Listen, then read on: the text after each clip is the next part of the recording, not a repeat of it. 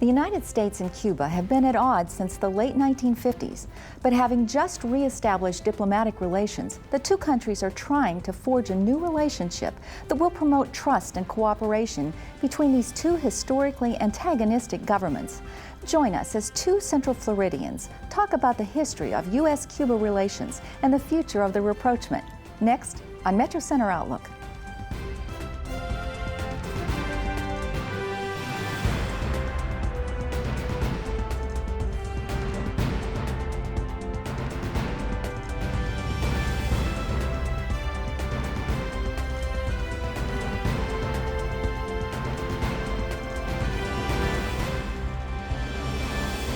Hello, I'm Diane Trees. Many commentators have described two Cubas, one in the past and one in the future. How do they fit together, and what happens moving forward? Dr. Luis Martinez-Fernandez, a UCF history professor, joins us now. Dr. Martinez-Fernandez, welcome to the show. Thank you. I'm glad to be back in your show. You wrote a book, Revolutionary Cuba. How did you write a balanced, honest account of something that's so contentious? It was not an easy task. That was my intention from the very beginning, but the sources that are out there tend to be biased themselves.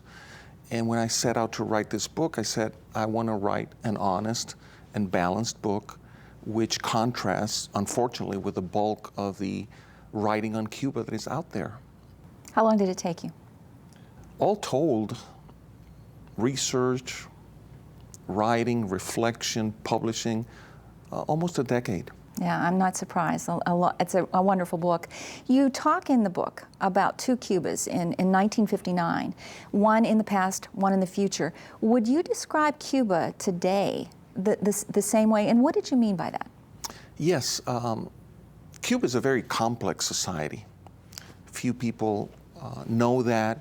It's a country that, because of its location in a very strategic place at the intersection of the Caribbean, the Atlantic, and the Gulf of Mexico, was a very special place to begin with, and its history was very complicated, a very cosmopolitan country, a country that was very diverse as far as race, cultures, and therefore you find these fractions within Cuban history. One of the arguments that I make in the book is that whenever you have sugar as the main product, that tends to create social circumstances that are, for example, there's a dependence on servile or enslaved labor. These societies tend to be very hierarchical. So Cuba, back in 1959, was two societies. Again, that comes from the kinds of splits that are forced upon society historically and also economically. Today, we also find a Cuba looking to the future and a Cuba holding on to the past. And this is a moment of course, transition. But it's interesting that after all these years of revolution, over 55 years, we have come back in many ways to a profoundly divided Cuba, socially, racially, generationally. It's interesting because the revolution meant to do away with those cleavages and those divisions. So the divisions that you're talking about, social, economic, and political, those different factions are still prevalent. They were in the past, and they're still prevalent today. Yes. What's interesting is that the Cuban government tried to transform society. The original intentions were to make a more just society. Egalitarianism was one of the goals early on. And there was a period of time during which that was a goal and much was accomplished.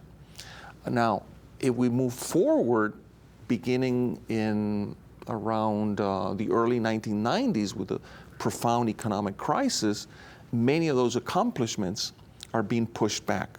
For example, everybody knows that in today's Cuba, Cubans of African descent are the ones who have endured the brunt of the crisis.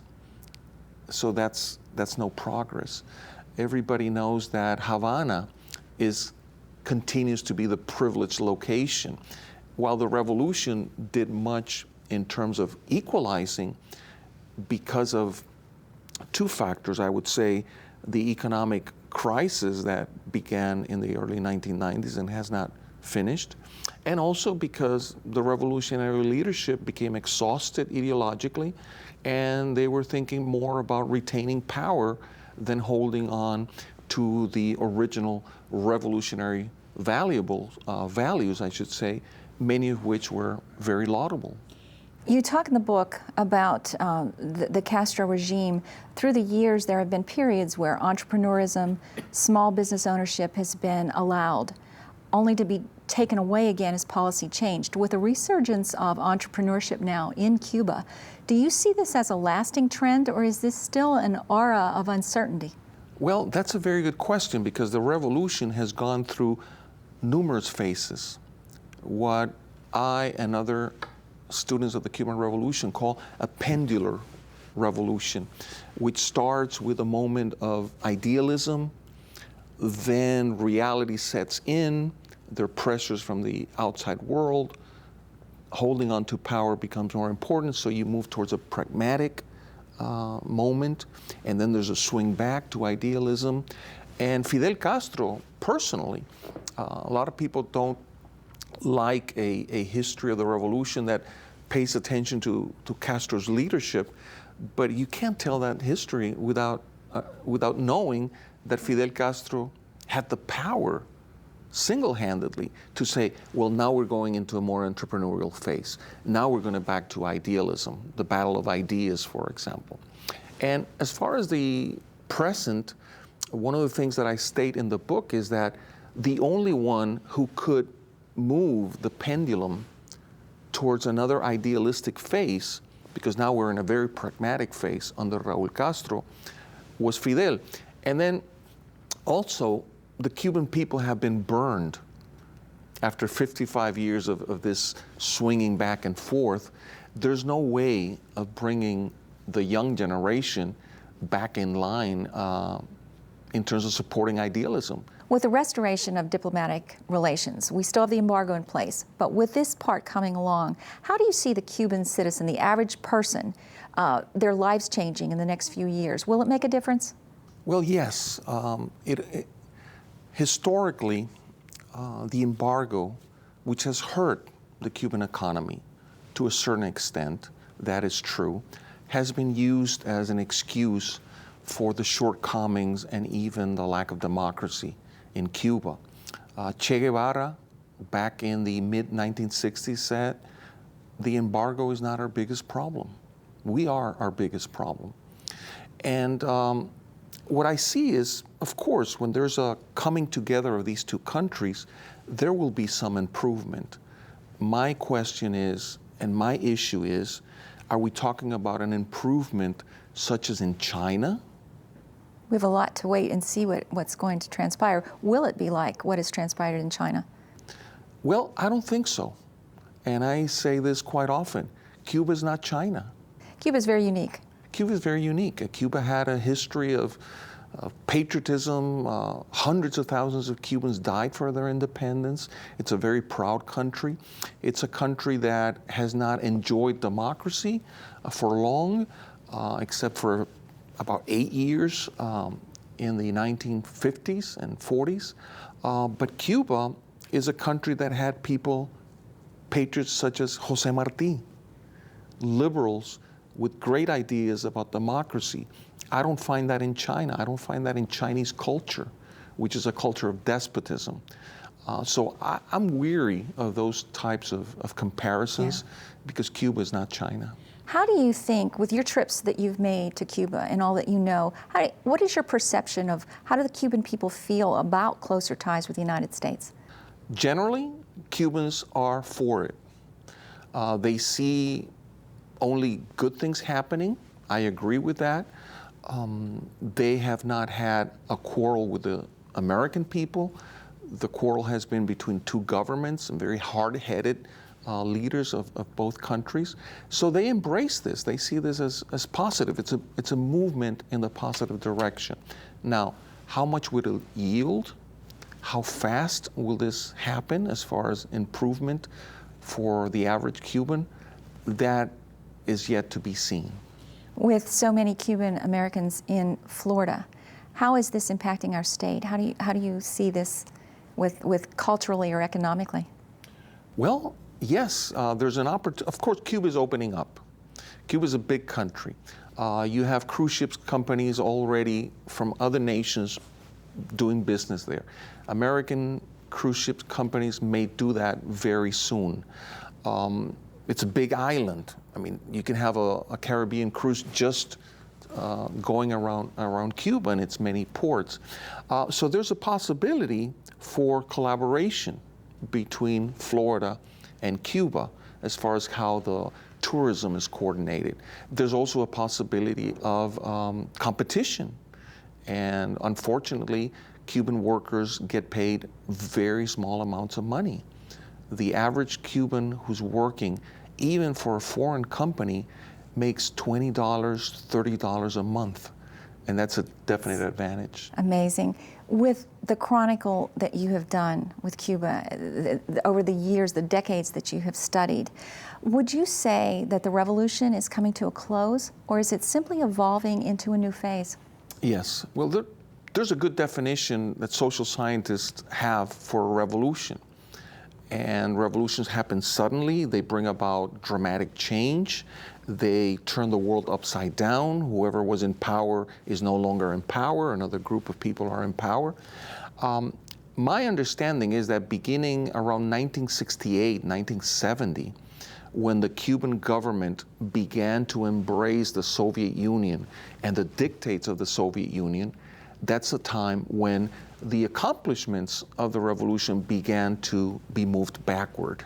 Mm-hmm. So my answer would be, it ended as a revolution many years ago, I would say around 1970, but it has continued to be an authoritarian regime. Yes, yes. Thank you. It's fascinating. Thank you.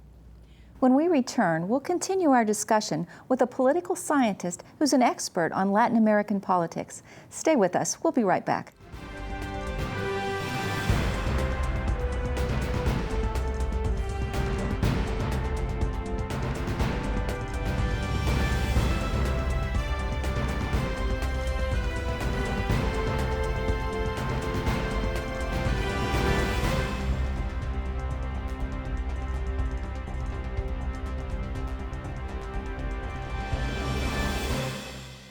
Dr. Dexter Boniface is a professor of political science and the Waddell Chair of the Americas at Rollins College.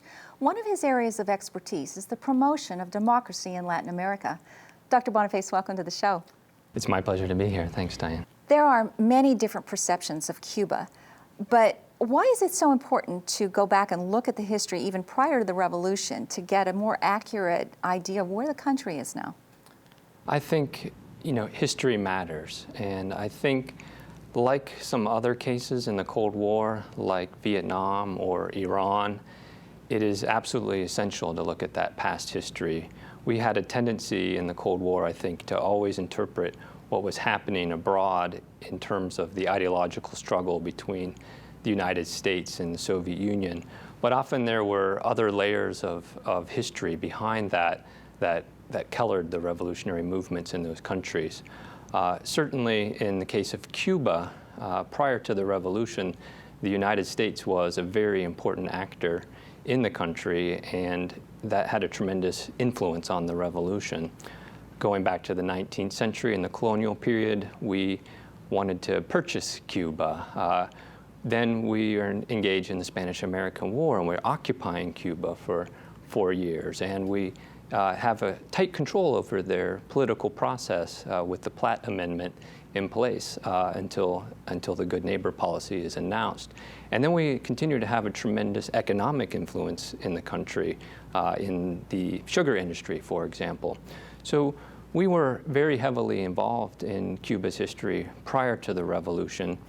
And understanding that history, I think, helps us understand the character of the revolution that came and why there was friction between the revolutionary government in the United States that wasn't strictly about ideological debate about communism. It was that, but it was also more about the quest for national sovereignty that Cuba had had since the time of fighting the Spanish, and then the sense in some circles that the United States had become a kind of neo-colonial presence. And that's part of what, Fidel Castro championed in the revolution. And then, of course, socialism became another important part of that as well. Reading, as much as I've tried to read about Cuba, I'm surprised that the Castro regime has been in power for as long as it has. They've changed goals, they've changed strategies. How have they maintained that control? That's a fascinating question, and I think there's two answers that come to mind. On the one hand, you have to acknowledge that Fidel Castro is a special type of leader. Certainly charismatic. Exactly. The German sociologist Max Weber in the 19th century talked about three types of authority, and he contrasted traditional authority, charismatic authority, and bureaucratic authority. And Fidel Castro has exhibited that kind of charismatic authority that can really move countries away from their set traditions or even away from a kind of the bureaucracy and set rules that a lot of modern societies live by today. And the fact that Castro was escaped, after the failed Moncada barracks, he got out of the attack alive, let's say. Yes, and remained alive. He was captured, of course, and then set free in an amnesty in 1955, and then returned in 56. And there was all sorts of disasters with their landing, and yet he prevailed and struggled through the jungles, and then seizes power. And then in one of his first speeches, a dove lands on his shoulder. And then he survives the Bay of Pigs. He survives the CIA plots against him. Survives is a good word. He demonstrated a certain awesomeness. That's not the right word. He demonstrated just a power that he could survive and prevail. And his rhetoric and his ability to move the masses was part of that. In your opinion, was the U.S. embargo first put in place as a way to undermine the Castro regime, or was it more to protect American property rights and the violation of human rights that was going on? What do you think? In my opinion, I think for one thing, when the embargo was put in place, it wasn't understood to be our only policy toward Cuba. President Eisenhower had early on in the Castro regime contemplated covert actions to overthrow the government. So within our foreign policy elite, it wasn't understood as this is our only policy, is the embargo. And indeed, when Kennedy comes into office, the operation for the Bay of Pigs is already sitting on the table. But the embargo itself did emerge as a kind of process of tit for tat between the United States and Cuba. Castro had the agrarian reform. Then they wanted to get oil for sugar from the Soviet Union, and our oil companies there said they wouldn't refine it, and he nationalized the refineries. We suspended the sugar quota. Then he nationalized basically all of the American enterprise there, and then we had the partial embargo and the break of diplomatic relations, and then the full embargo in 1962. So the embargo really emerged in a kind of organic process of a tit-for-tat back and forth that was motivated somewhat, I think, by considerations about property, as you mentioned. But I think after the Cuban Missile Crisis, when we basically have to accept to a certain extent that Cuba is a sovereign country that the Soviet Union is going to protect, and it's a dangerous thing to violate that. I think the embargo then became our sole policy and the focus of U.S. policy toward Cuba.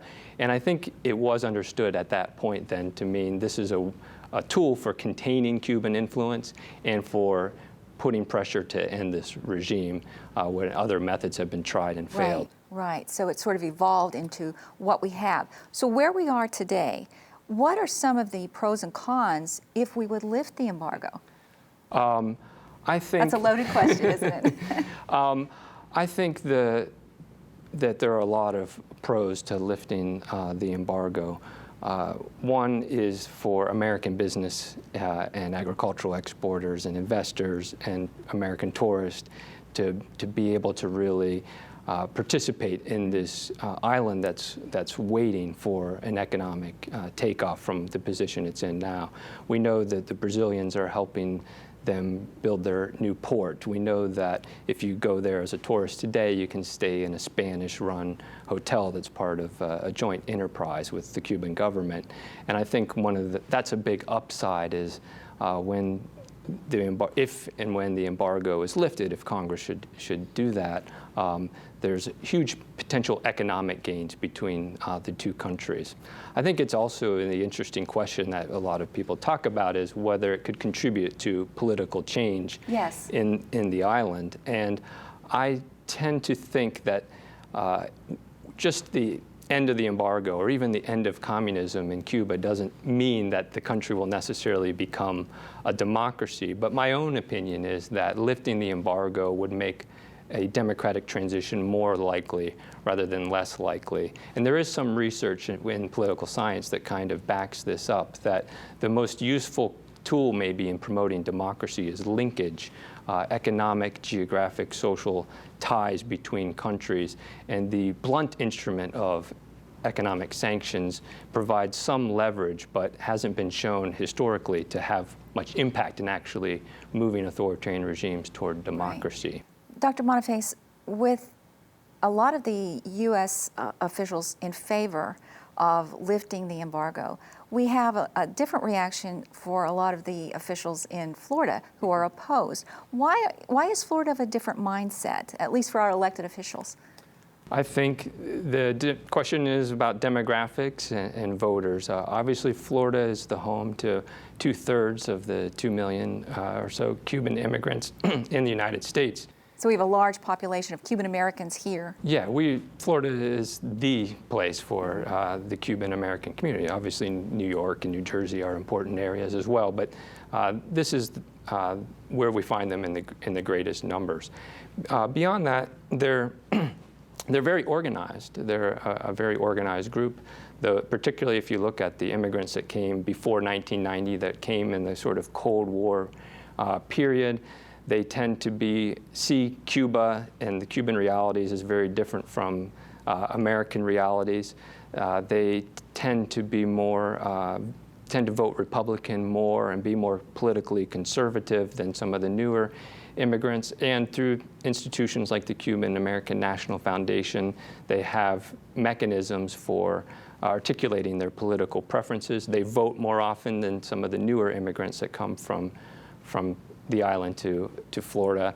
And so I think they have, political scientists talk about collective action problems. And so this is they're not the only, not all Cuban Americans in Florida oppose lifting the embargo, but those that do oppose it are very politically organized. They vote, they have lobbying institutions, and they've made their preferences well known. And some of the other immigrants that have come later that maybe are more liberal and less opposed to the embargo, they haven't yet made their political voice known as strongly. Right. And it's a question of how long that will take place. Some of the recent polls I have seen, though, really suggest that this is changing every day, that there's not a monolithic right. Cuban-American bloc. And I do think it's changing very rapidly. And yeah, and it's coming closer, I think, to where the national preference right. is. And but that's been really yes, a recent it's a fascinating change. subject. Thank you so much for shedding some light for us. My pleasure. Thank you for having me. That's all the time we have for our show today. Thank you for tuning in to Metro Center Outlook. Until next time, I'm Diane Trees.